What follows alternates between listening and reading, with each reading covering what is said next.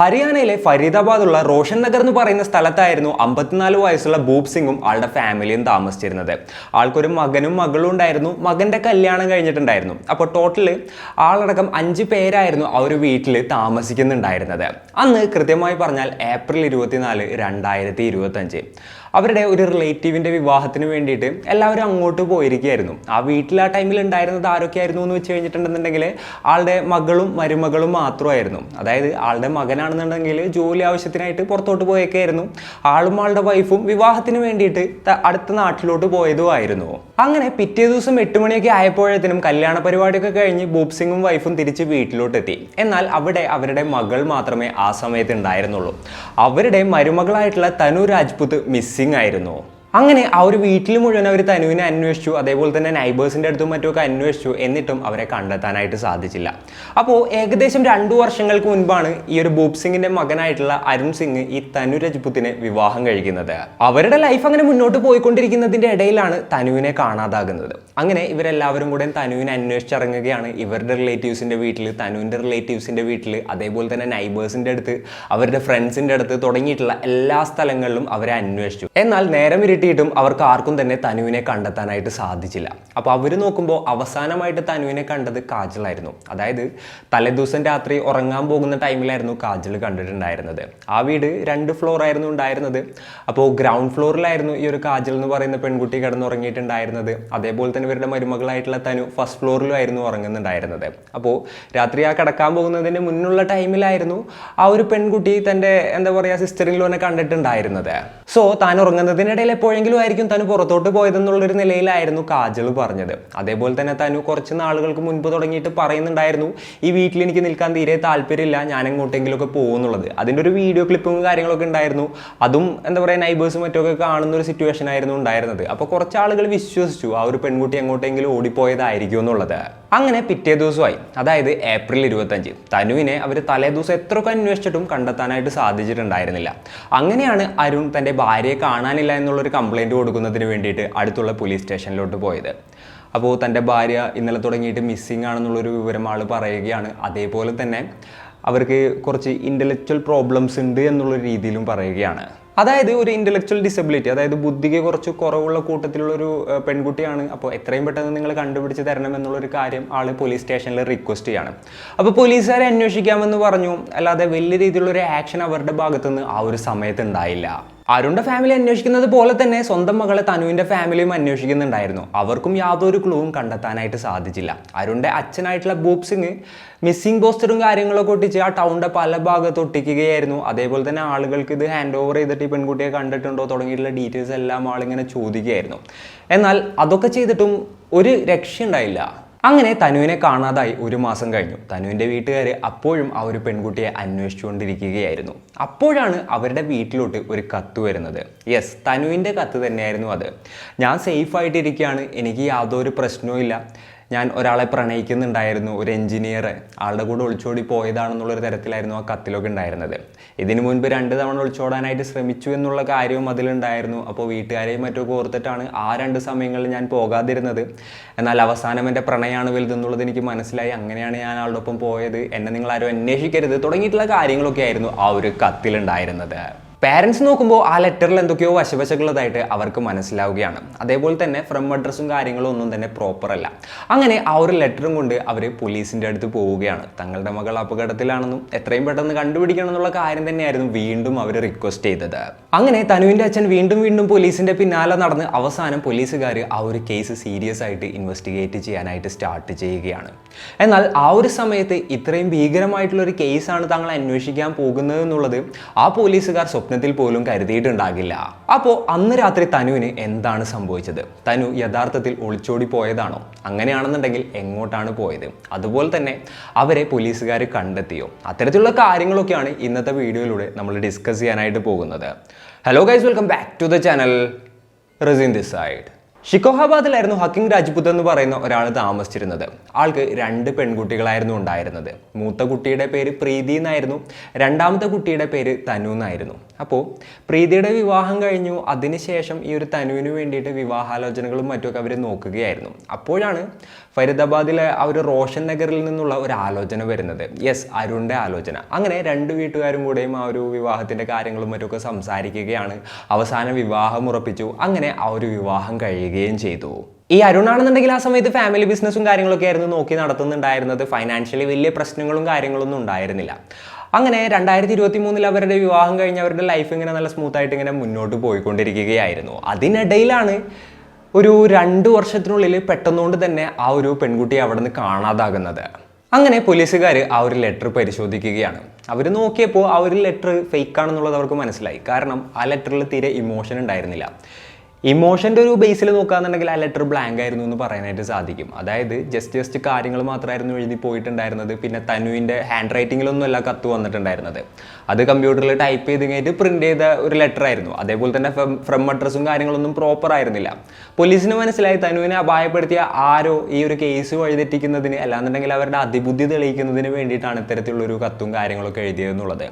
അതായത് പാരൻസിന് ഒരു കത്ത് കിട്ടിക്കഴിഞ്ഞിട്ടുണ്ടെന്നുണ്ടെങ്കിൽ മകൾ സേഫ് ആയിട്ടിരിക്കുന്നുണ്ട് എന്ന് കരുതിയിട്ട് അവർ മേ ബി പോലീസിൽ പോകില്ലായിരിക്കാം. എല്ലാന്നുണ്ടെന്നുണ്ടെങ്കിൽ പോലീസുകാർ ഈ ഒരു കത്ത് നോക്കുന്ന സമയത്ത് അതിൻ്റെ പിന്നാലെ പോയിട്ടുണ്ടെന്നുണ്ടെങ്കിൽ ഈ കേസ് ഇങ്ങോട്ടും എത്തില്ല. അപ്പോൾ ആ ഒരു ബുദ്ധിയായിരിക്കാം അവരവിടെ പ്രയോഗിച്ചത് എന്നുള്ളൊരു നിഗമനത്തിലോട്ട് പോലീസുകാരെത്തുകയാണ്. അങ്ങനെ തനുവിൻ്റെ അച്ഛൻ്റെ അടുത്ത് നിങ്ങൾക്ക് ആരെങ്കിലും സംശയം ഉണ്ടോ എന്നുള്ളത് പോലീസുകാർ ചോദിക്കുകയാണ്. അപ്പോൾ അയാൾ പറഞ്ഞ മറുപടി എന്തായിരുന്നു എന്ന് വെച്ച് കഴിഞ്ഞിട്ടുണ്ടെന്നുണ്ടെങ്കിൽ എനിക്ക് ബൂപ് സിംഗിനെയും ആളുടെ ഫാമിലിയെയുമാണ് സംശയം എന്നുള്ളതാണ്.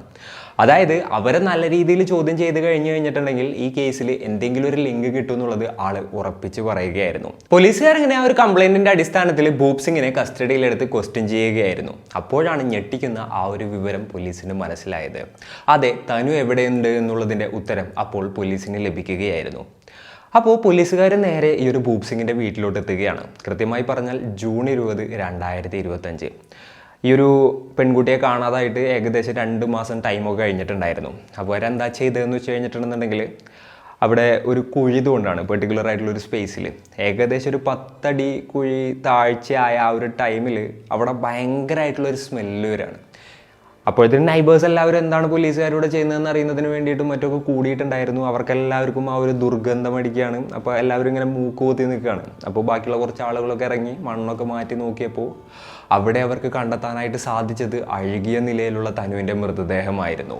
യെസ്, ആ ഒരു വീട്ടിൽ വെച്ചിട്ട് തന്നെയായിരുന്നു തനു കൊല്ലപ്പെട്ടതും. ആ കോമ്പൗണ്ടിൽ തന്നെയായിരുന്നു ആ ഒരു പെൺകുട്ടിയുടെ മൃതദേഹം അവർ കുഴിച്ചിട്ടതും. ഇതൊക്കെ കൂടെ കണ്ട നൈബേഴ്സും പോലീസുകാരും എല്ലാവരും ആകെപ്പാടെ ഷോക്കായി പോവുകയാണ്.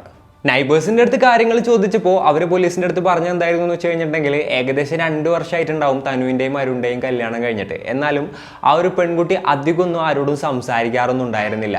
അതേപോലെ തന്നെ ഇപ്പം എന്തെങ്കിലും ഫംഗ്ഷനോ കാര്യങ്ങളോ ഒക്കെ ഉണ്ടെന്നുണ്ടെങ്കിൽ, അമ്പലത്തിൽ എന്തെങ്കിലും പരിപാടി അല്ലാന്നുണ്ടെങ്കിൽ സ്ത്രീകളുടെ എന്തെങ്കിലും പൂജയോ പരിപാടി എന്തുണ്ടെന്നുണ്ടെന്നുണ്ടെങ്കിലും ആ ഒരു പെൺകുട്ടി അങ്ങോട്ടൊന്നും വരാറില്ല എന്ന് പറയുന്നതിനേക്കാൾ കൂടുതലായിട്ട് ആ പെൺകുട്ടിയുടെ ഭർത്തൃ വീട്ടുകാർ അതിനൊന്നും ആ ഒരു പെൺകുട്ടിയെ പറഞ്ഞയക്കാറില്ല എന്ന് പറയുന്നതായിരിക്കും ശരിയെന്നാണ് നൈബേഴ്സ് പോലീസിന്റെ അടുത്ത് പറഞ്ഞത്.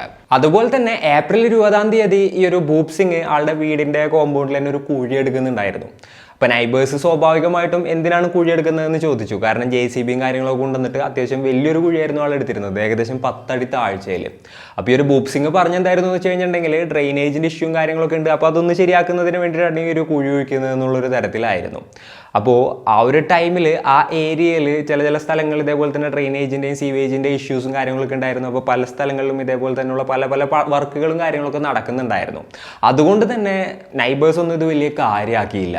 എന്നാൽ ബൂപ് സിംഗ് ഇത്തരത്തിലുള്ളൊരു കൃത്യം ചെയ്യുമെന്നുള്ളത് തങ്ങൾ സ്വപ്നത്തിൽ പോലും കരുതിയിട്ടുണ്ടായിരുന്നില്ല എന്നുള്ളൊരു കാര്യം കൂടെ നൈബേഴ്സ് പോലീസിൻ്റെ അടുത്ത് പറയുകയാണ്.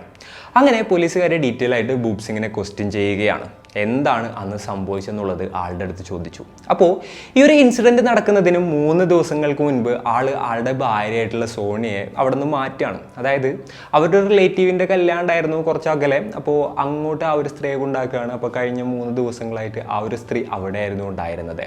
പിന്നെ ആളുടെ മകനായിട്ടുള്ള അരുണിൻ്റെ കാര്യം പറയുകയാണെന്നുണ്ടെങ്കിൽ ബിസിനസ് ആവശ്യങ്ങൾക്ക് വേണ്ടിയിട്ട് 21-ാം തീയതി ആ പയ്യൻ പുറത്തു പോയതാണ്. അപ്പോൾ 2-3 ദിവസം കഴിഞ്ഞിട്ടായിരിക്കും പിന്നെ വരിക. അപ്പോൾ നോക്കുമ്പോൾ ആളും ആളുടെ മകളും മരുമകളും മാത്രമായിരുന്നു ആ സമയത്ത് വീട്ടിലുണ്ടായിരുന്നത്. ഇതാണ് തൻ്റെ അവസരം എന്ന് മനസ്സിലാക്കിയ ബൂപ് സിംഗ് കരിമ്പ് ജ്യൂസിൽ ഉറക്കഗുളിക കലക്കിയിട്ട് തൻ്റെ മകൾക്കും മരുമകൾക്കും കൊടുക്കുകയായിരുന്നു. അപ്പോൾ ആ ഒരു ഉറക്ക ഗുളിക കലക്കിയ ജ്യൂസ് കുടിച്ചിട്ട് രണ്ടുപേരും കിടന്നുറങ്ങി. മകളാണെന്നുണ്ടെങ്കിൽ താഴത്തെ നിലയിൽ തന്നെ കിടന്നുറങ്ങി, മരുമകളാണെന്നുണ്ടെങ്കിൽ മുകളിലത്തെ നിലയിൽ ആ ഒരു പെൺകുട്ടിയുടെ മുറിയിലോട്ട് പോയി അവിടെ കിടന്നുറങ്ങുകയായിരുന്നു. അപ്പോൾ എല്ലാവരും നല്ല രീതിയിൽ ഉറങ്ങിയെന്ന് തീർച്ചയാക്കിയ അയാൾ അതിനുശേഷം മരുമകളുടെ മുറിയിലോട്ട് പോയിട്ട് ആ ഒരു പെൺകുട്ടിയെ കഴുത്ത് ഞെരിച്ച് കൊലപ്പെടുത്തുകയായിരുന്നു. അതിനുശേഷം ആ ഒരു ബോഡി ആൾ അവിടെ നിന്ന് വലിച്ചഴിച്ച് താഴോട്ട് കൊണ്ടുവന്നു. എന്നിട്ട് ആ ഒരു കുഴിയിൽ കൊണ്ടുപോയിട്ടു. അതിനുശേഷം ആ ഒരു കുഴി മൂടുകയും ചെയ്തു. അതിനുശേഷമാണ് തനുവിനെ കാണാനില്ല എന്നുള്ളൊരു ഡ്രാമയും കാര്യങ്ങളൊക്കെ ആൾ സ്റ്റാർട്ട് ചെയ്യുന്നത്. അപ്പോൾ പോലീസുകാർ ചോദിച്ചു, ഓക്കെ നീയാണ് കൊന്നതെന്നുള്ളത് മനസ്സിലായി, എന്തിനാണ് ഇത് ചെയ്തതെന്ന് ചോദിക്കുകയാണ്. അപ്പോൾ ഈ ഒരു ഭൂപ് സിംഗ് പറഞ്ഞൊരു കാര്യം എന്തായിരുന്നു എന്ന് വെച്ച് കഴിഞ്ഞിട്ടുണ്ടെന്നുണ്ടെങ്കിൽ അവളെ കല്യാണം കഴിച്ചു കൊണ്ടുവന്നതിന് ശേഷം വീട്ടിൽ സ്വസ്ഥതയും സമാധാനവും ഉണ്ടായിട്ടില്ല എന്നുള്ളതാണ്. അതായത് ഡെയിലി അടിയാണ്, ഡെയിലി പ്രശ്നങ്ങളാണ്. അപ്പോൾ ഓരോരോ ഇഷ്യൂ ആയിട്ട് മനുഷ്യന് യാതൊരു സ്വസ്ഥതയില്ല. അപ്പോൾ ഇവള് പോയിട്ടുണ്ടെന്നുണ്ടെന്നുണ്ടെങ്കിൽ ഇത്തിരി സമാധാനം ഉണ്ടാവുമല്ലോ എന്ന് വിചാരിച്ചിട്ടാണ് താൻ അത്തരത്തിലുള്ളൊരു കാര്യം ചെയ്തത് എന്നുള്ളൊരു കാര്യം ആള് പോലീസിൻ്റെ അടുത്ത് പറയുകയായിരുന്നു. എന്നാൽ ആ ഒരു സ്റ്റേറ്റ്മെൻറ്റ് വിശ്വസിക്കാനായിട്ട് തനുവിൻ്റെ ഫാമിലി തയ്യാറായിരുന്നില്ല. അവർ നേരെ കമ്മീഷണർ ഓഫീസിലോട്ട് പോവുകയാണ്. ആ ഒരു കമ്മീഷണറുമായിട്ട് അവരുടെ കൺസേൺസും കാര്യങ്ങളും ഡിസ്കസ് ചെയ്യുകയും അതേപോലെ തന്നെ ഒരു കംപ്ലൈൻറ്റ് കൊടുക്കുകയും ചെയ്തു. ഈ ഭൂപ് സിംഗിൻ്റെ കാര്യം പറയുകയാണെന്നുണ്ടെങ്കിൽ ആൾക്ക് 54 വയസ്സ് പ്രായമുണ്ട്. അപ്പോൾ ആ ഒരു പെൺകുട്ടിയുടെ മൃതദേഹം മുകളിലത്തെ നിലയിൽ നിന്ന് താഴോട്ട് കൊണ്ടുവരണം. അതിനുശേഷം ആ ഒരു കുഴിയിലിട്ട് കഴിഞ്ഞിട്ട് ഒറ്റയ്ക്ക് മണ്ണ് വെട്ടി മൂടാന്ന് വെച്ച് കഴിഞ്ഞിട്ടുണ്ടെന്നുണ്ടെങ്കിൽ ഫിസിക്കലി ആളെ കൊണ്ട് പറ്റാത്തൊരു കാര്യമാണെന്നും ഈ ഒരു കൃത്യം ചെയ്യുന്നതിന് വേണ്ടിയിട്ട് ആൾക്ക് ഹെൽപ്പ് കിട്ടിയിട്ടുണ്ടെന്നുള്ള കാര്യങ്ങൾ ഇവർ പോലീസുകാരുടെ അടുത്ത് പറയുകയാണ്. ഒന്നില്ലാന്നുണ്ടെങ്കിൽ ആളുടെ ഫാമിലിയിൽ നിന്നുള്ള മറ്റാരോ ഒരാൾ ആളെ ഹെൽപ്പ് ചെയ്തിട്ടുണ്ട്, ഇല്ലാന്നുണ്ടെങ്കിൽ ആ ഫുൾ ഫാമിലിയും ഇതിൽ കുറ്റക്കാരാണ് എന്നുള്ളൊരു ആരോപണമായിരുന്നു ഈ തനുവിൻ്റെ ഫാമിലി ഉന്നയിച്ചത്. ഈ കാര്യങ്ങളൊക്കെ കണ്ടപ്പോഴും കേട്ടപ്പോഴും ഈ ഒരു കമ്മീഷണർക്കും എന്താ പറയുക, ഇതിലെന്തൊക്കെയോ ഒരു സത്യമുണ്ട് എന്ന് തോന്നി. അതായത് തനുവിൻ്റെ ഫാമിലി പറയുന്നതിൽ സത്യമുണ്ടെന്ന് തോന്നി. അങ്ങനെ ആ ഒരു കേസ് റീഇൻവെസ്റ്റിഗേറ്റ് ചെയ്യുകയാണ്. ഇത്തവണ ക്രൈംബ്രാഞ്ചാണ് ആ ഒരു കേസ് പുനരന്വേഷിച്ചത്. ചുരുക്കത്തിൽ നമ്മൾ നോക്കുകയാണെന്നുണ്ടെങ്കിൽ ആ ഒരു ടീമിന് കൈമാറിയതിന് ശേഷമാണ് ഈ ഒരു കേസിലൊരു ചലനം ഉണ്ടായതെന്ന് പറയാനായിട്ട് സാധിക്കും. അപ്പോൾ ആദ്യം കൊടുത്ത കംപ്ലൈൻറ്റ് ആ ഓഫീസേഴ്സ് നോക്കുമ്പോൾ ആ പെൺകുട്ടിക്ക് ബുദ്ധിക്ക് ചെറിയ പ്രശ്നങ്ങളും കാര്യങ്ങളൊക്കെ ഉണ്ട് എന്നുള്ളൊരു തരത്തിലായിരുന്നു അവരുടെ ഹസ്ബൻഡായിട്ടുള്ള അരുൺ കംപ്ലൈൻറ്റ് കൊടുത്തിട്ടുണ്ടായിരുന്നത്. അതേപോലെ തന്നെ ബാക്കി ഫാമിലി മെമ്പേഴ്സിനൊക്കെ ക്വസ്റ്റ്യൻ ചെയ്ത സമയത്ത് എന്തൊക്കെയോ കാര്യങ്ങളൊന്നും തന്നെ മാച്ച് ആവുന്നില്ല എന്നുള്ളത് അവർക്ക് മനസ്സിലാവുകയാണ്. അപ്പോൾ എന്താണെന്നുണ്ടെങ്കിലും ഇതിലൊരു ഫൗൾ പ്ലേ നടന്നിട്ടുണ്ട് എന്നുള്ളത് അവർക്ക് തീർച്ചയായി. ഈ ഒരു കേസ് വീണ്ടും ഡീപ്പായിട്ട് ഇൻവെസ്റ്റിഗേറ്റ് ചെയ്തപ്പോൾ പോലീസിന് പല കാര്യങ്ങളും മനസ്സിലാവുകയാണ്. അതായത് ഏകദേശം 2 വർഷങ്ങൾക്ക് മുൻപായിരുന്നല്ലോ ഇവരുടെ വിവാഹം കഴിഞ്ഞത്. അതിനുശേഷം വളരെ കുറച്ച് നാളുകൾ മാത്രമേ ഒരു സമാധാനപരമായിട്ടുള്ളൊരു ജീവിതം ആ ഒരു പെൺകുട്ടിക്ക് ഉണ്ടായിരുന്നിട്ടുള്ളൂ. അതിനുശേഷം തുടങ്ങിയിട്ട് ഫുള്ള് ടോർച്ചറായിരുന്നു. അതായത് നീ നിൻ്റെ വീട്ടിൽ നിന്ന് കുറേ കാശ് കൊണ്ടായോ സ്വർണം കൊണ്ടായോ എന്ന് പറഞ്ഞു കഴിഞ്ഞിട്ട് ഈ ഒരു തനുവിനെ ഈ അരുണിൻ്റെ വീട്ടുകാർ സ്ഥിരമായിട്ട് സ്ത്രീധനത്തിൻ്റെ പേരിൽ പീഡിപ്പിക്കുന്നത് പതിവായിട്ടുള്ളൊരു കാര്യമായിരുന്നു. പല സമയങ്ങളിലും വീട്ടിൽ പോയിട്ട് അച്ഛൻ്റെ കൈയും കാലമൊക്കെ പിടിച്ചു കഴിഞ്ഞിട്ട് കുറേ പൈസയും കാര്യങ്ങളൊക്കെ ഈ ഒരു പെൺകുട്ടി ഇവിടെ കൊണ്ടുവന്ന് കൊടുത്തിട്ടുണ്ടായിരുന്നു. എന്നാൽ എത്ര കൊടുത്തിട്ടും ആക്രാന്തം തീരാത്ത ആളുകളായിരുന്നു ഈ ഒരു അരുണിൻ്റെ ഫാമിലി. നൈബേഴ്സ് പറഞ്ഞൊരു കാര്യം എന്തായിരുന്നു എന്ന് വെച്ച് കഴിഞ്ഞിട്ടുണ്ടെന്നുണ്ടെങ്കിൽ ആ പെൺകുട്ടിയെ കല്യാണം കഴിപ്പിച്ച് കൊണ്ടുവരുന്ന ടൈമിൽ അവരുടെ വീട് സാധാരണ ഒരു ചെറിയ വീടായിരുന്നു. എന്നാൽ ആ ഒരു പെൺകുട്ടിയുടെ കാശും കാര്യങ്ങളൊക്കെ ഉപയോഗിച്ചിട്ടാണ് അവർ വീട് പുതുക്കി 2 നില വീടൊക്കെ ആക്കിയതെന്നുള്ളൊരു തരത്തിലാണ്. അതേപോലെ തന്നെ തനുവിനെ നൈബേഴ്സിൻ്റെ അടുത്ത് സംസാരിക്കാൻ അനുവദിക്കാറുണ്ടായിരുന്നില്ല, സ്വന്തം വീട്ടിലോട്ട് വിളിക്കാൻ അനുവദിക്കാറുണ്ടായിരുന്നില്ല, ചേച്ചിയുടെ അടുത്ത് സംസാരിക്കാൻ അനുവദിക്കാറുണ്ടായിരുന്നില്ല. അപ്പോൾ പിന്നെ ഫ്രണ്ട്സിൻ്റെ കാര്യം പറയണ്ടല്ലോ. അങ്ങനത്തെ ഒരു ജീവിതമായിരുന്നു ആ ഒരു പെൺകുട്ടിയുടെ. പിന്നെ ഈ പൈസയുടെ കാര്യം ചോദിച്ച് ടോർച്ചർ ചെയ്യലും പതിവായിരുന്നു. അങ്ങനെ ഏകദേശം ഒരു 3 മാസം മാത്രമേ ആദ്യത്തെ ടൈമിൽ തനു ആ ഒരു വീട്ടിൽ നിന്നുള്ളൂ. ഈ 3 മാസം കഴിഞ്ഞപ്പോഴത്തേനും ആ ഒരു പെൺകുട്ടിക്ക് ആ വീട്ടിൽ നിൽക്കാൻ പറ്റാത്തൊരു സിറ്റുവേഷനായി. അങ്ങനെ ആ പെൺകുട്ടി തൻ്റെ സ്വന്തം വീട്ടിലോട്ട് പോവുകയാണ്.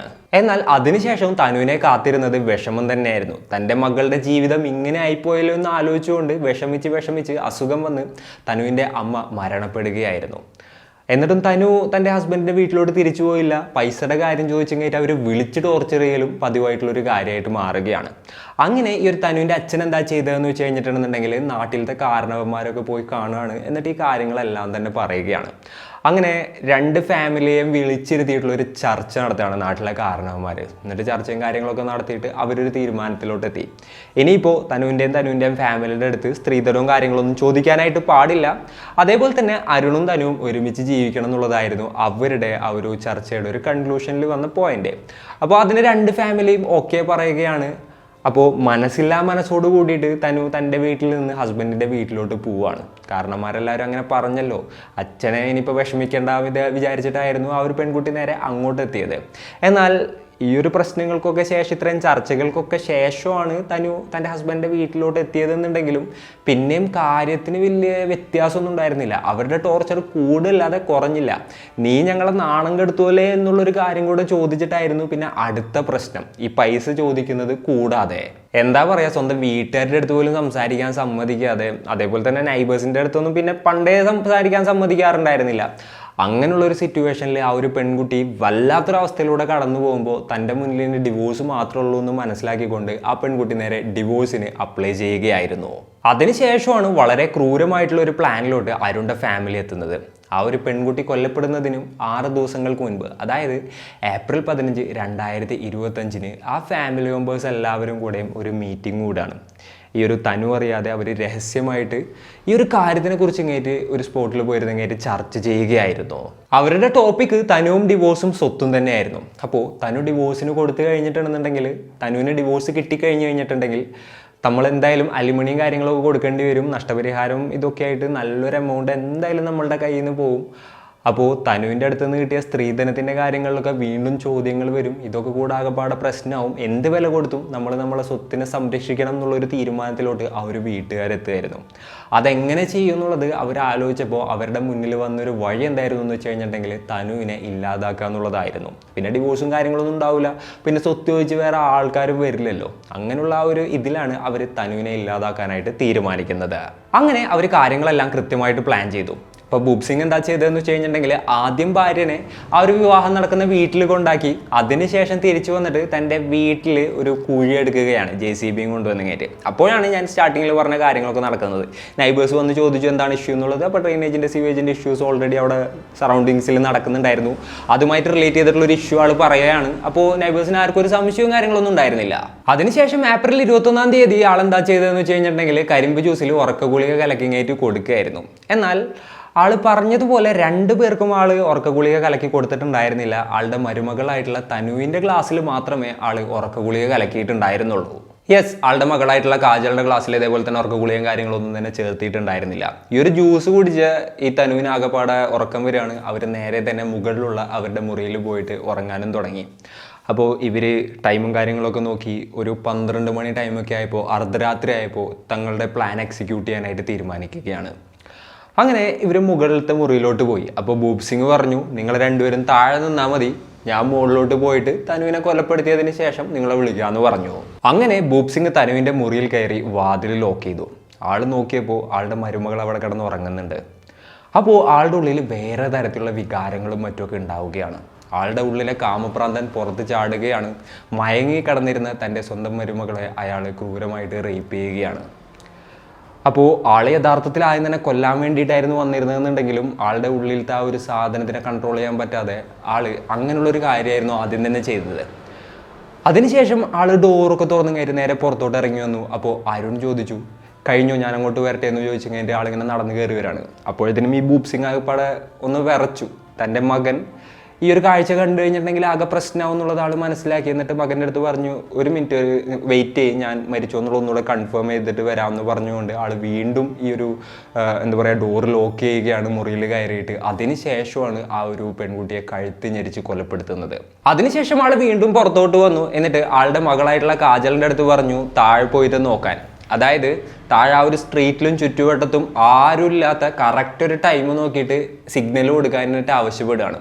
അങ്ങനെ ആ ഒരു പെൺകുട്ടി അവിടെ പോയി കഴിഞ്ഞിട്ട് എല്ലാം നോക്കി ഇങ്ങനെ നിൽക്കുകയായിരുന്നു. അതായത് ആരുമില്ലാത്തൊരു ടൈം കറക്റ്റായിട്ട് പിൻ പോയിന്റ് ചെയ്ത് കഴിഞ്ഞിട്ട് പറയാൻ വേണ്ടിയിട്ട് അങ്ങനെ തയ്യാറായിട്ട് നിൽക്കുകയായിരുന്നു.